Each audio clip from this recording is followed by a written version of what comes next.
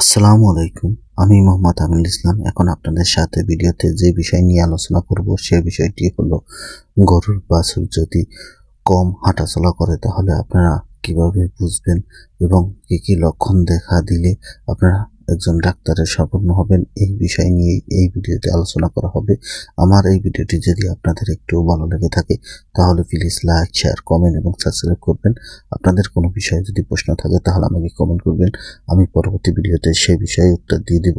ভিডিওতে যে গরুটি দেখতে পাচ্ছেন এই গরুটি সাধারণত অসুস্থ হয়েছে এবং এই অসুস্থতার লক্ষণ বোঝার জন্য কিছু কিছু লক্ষণ রয়েছে। এটা পর্যবেক্ষণ করলেই আপনি বুঝতে পারবেন এই গরুটা কোন রোগে আক্রান্ত হয়েছে বা লক্ষণ দেখেই বুঝতে পারবেন। সাধারণত এখন শীতকাল, কিন্তু আপনারা সাধারণত বুঝতে পারেন যে গরু জ্বর হয়েছে, নাক দিয়ে পানি ঝরে না বা নাক শুকিয়ে গেছে, তাপমাত্রা শরীরে একটু বেশি আছে, কিন্তু আসলে এরকম সমস্যা না। এই গরুটির সমস্যা হয়েছে পেটে।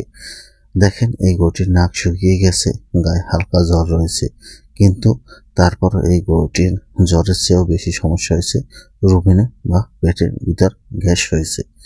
এর প্রধানত কারণ বা কিভাবে বুঝবেন, এই গরুটিকে যখন ধরা হয় তখন দেখা যায় গরুর পেটে থাবড় দিলে শব্দ হয়। যখন আমরা কলসে বা পরের ভিতর পানি রাখি যারা দিলে যেরকম শব্দ হয় সেরকম শব্দ হয়, এবং গরুর পায়খানা সময় মতন হচ্ছে না বা পেটের মধ্যে যখন গরুটি অসুস্থ এবং হাঁটাচলা খুব কম করে তারপরও তার পেট কমে না এবং যখন যাবারও কাটে না কিন্তু পায়খানাও করে না, পেশাবও একটু কম করে, তখন বুঝতে হবে যে আপনার গরুটির ঠান্ডার সাথে সাথে রোগেও সমস্যা রয়েছে।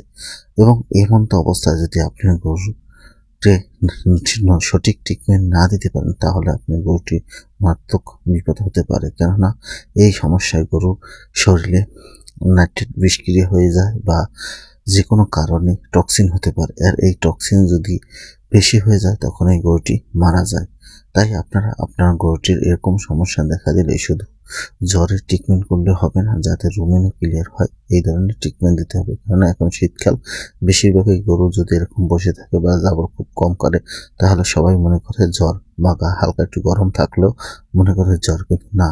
এই কারণে অন্যান্য সমস্যার কারণে এরকম গরু করে থাকে, যে এই গরুটা যেরকম করেছে পেটের সমস্যার কারণে।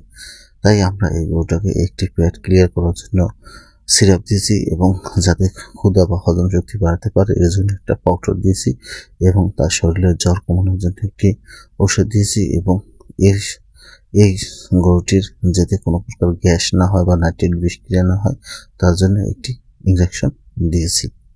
এভাবে যদি আপনারা আপনার গরুকে ট্রিটমেন্ট করে থাকেন তাহলে আপনার গরুটি দ্রুত সুস্থ হয়ে যাবে। আমার এই ভিডিওটি যদি আপনাদের একটু ভালো লেগে থাকে তাহলে প্লিজ লাইক, শেয়ার, কমেন্ট এবং সাবস্ক্রাইব করবেন। আপনাদের কোনো বিষয়ে যদি প্রশ্ন থাকে তাহলে আমাকে কমেন্ট করবেন, আমরা পরবর্তী ভিডিওতে সেই বিষয়ে উত্তর দিয়ে দিব।